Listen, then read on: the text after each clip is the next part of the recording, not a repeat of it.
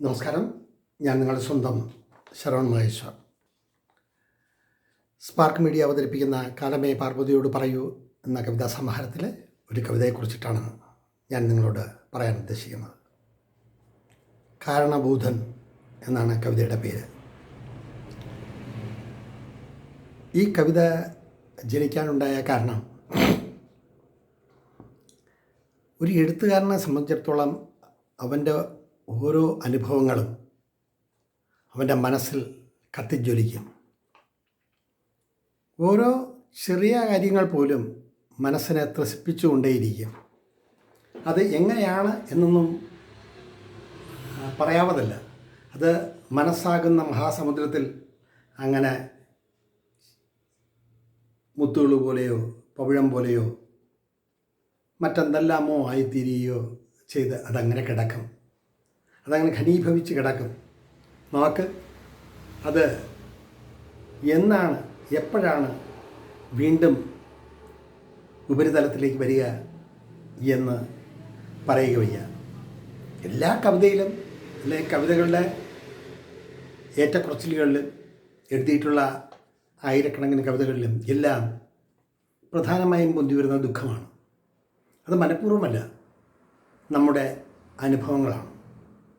നമ്മൾ നേരിട്ടിട്ടില്ലാത്ത അനുഭവങ്ങൾ നമ്മൾ അനുഭവിച്ചറിയുമ്പോൾ അത് നമ്മുടെ മനസ്സിനെ കൂടുതൽ ദുഃഖക്കയത്തിലേക്ക് തള്ളിവിടും. പറഞ്ഞാൽ തീരാത്തത്ര അനുഭവങ്ങൾ.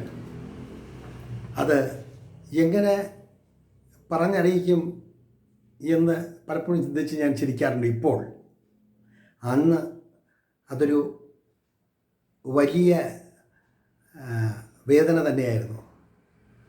ഒരു 1000 എപ്പിസോഡ് ചെയ്യാനുള്ള ഒരു ആയിരക്കണക്കിന് അനുഭവങ്ങൾ, വ്യക്തികളുടെ പെരുമാറ്റം, പോകുന്നിടത്തും വരുന്നിടത്തും ഉണ്ടാകുന്ന അവഹേളനം, ആ അവഹേളനത്തിൽ നിന്നും വീണ്ടും വീണ്ടും മനസ്സിനെ വീണ്ടും അഗാധ കയങ്ങളിലേക്ക് തള്ളിവിടുന്ന അനുഭവങ്ങൾ.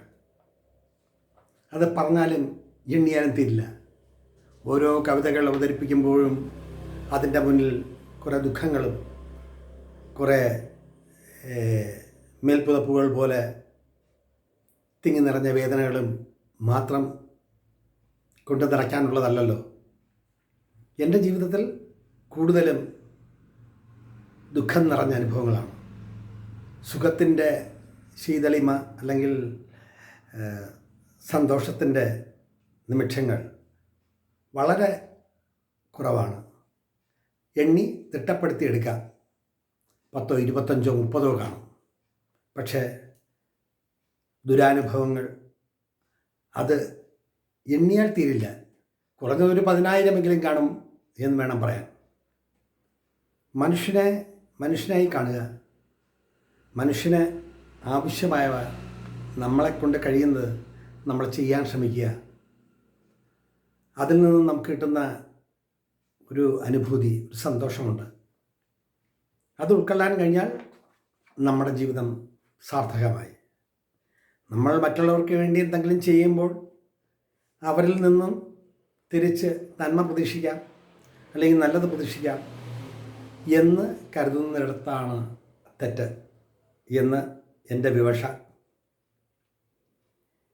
ഈ കവിത കാരണഭൂതൻ എന്ന കവിത എഴുതുമ്പോൾ മനസ്സിലൂടെ മിന്നി മറിഞ്ഞത് നൂറുകണക്കിന് അനുഭവങ്ങളാണ്. അതെല്ലാം ഇവിടെ വിസ്തരിക്കാൻ കഴിയില്ല. പക്ഷേ കാലചക്രം കറങ്ങിത്തിരിയുമ്പോൾ നന്മകൾക്ക് ഒരു അംഗീകാരമുണ്ടാവും എന്നത് തീർച്ച തന്നെയാണ്. എത്രമാത്രം ദുഃഖക്കയത്തിൽപ്പെട്ടാലും അതിൽ നിന്നും നീന്തി കയറുന്നവൻ, അവൻ്റെ ജീവിതം തീർച്ചയായും സന്തോഷപ്രദമായി തീരും എന്ന് തന്നെയാണ് എൻ്റെ വിശ്വാസം. ആ വിശ്വാസത്തിൻ്റെ പുറത്താണ് ഈ കവിതയുടെ ജനനം. അപ്പോൾ ഇതിൽ ഓരോ വിഷയങ്ങളും പ്രത്യേകിച്ച് എടുത്ത് പറയാൻ കഴിയില്ല എനിക്ക്. പറയാൻ തുടങ്ങിയാൽ മണിക്കൂറുകളും ദിവസങ്ങളും വേണം. അപ്പോൾ അതിനൊന്നും മുതിരുന്നില്ല. പകരം മനസ്സിൽ വന്ന ഒരുപാട് ചിന്തകളിൽ നിന്നും രൂപപ്പെടുത്തിയെടുത്ത ഒരു കവിതയാണിത്.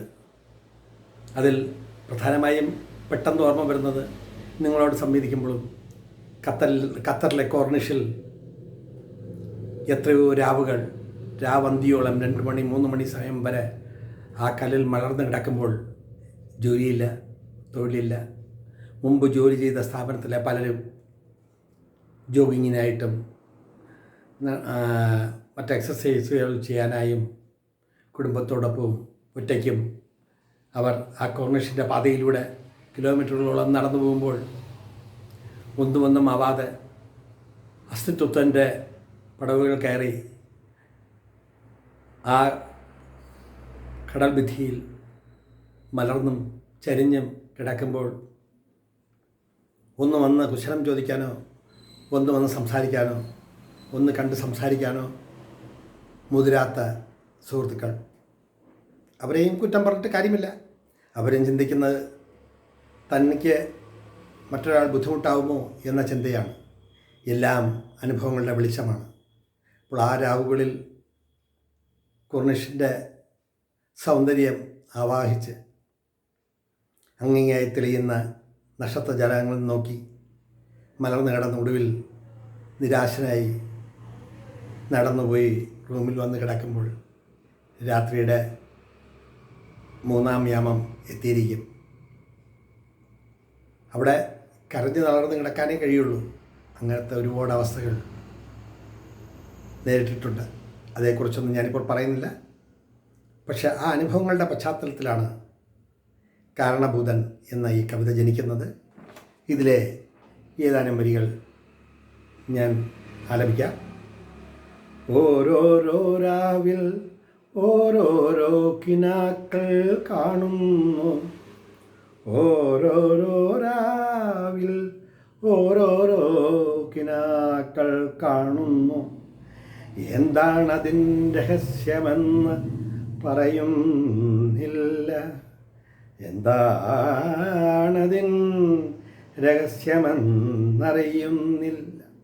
ഭീതിയും ഭയവും ജനിപ്പിക്കുന്ന കാഴ്ചകൾ ചേതോഹരമാ മണ്ണിൽ നികുഞ്ചങ്ങൾ കാണാനായില്ല.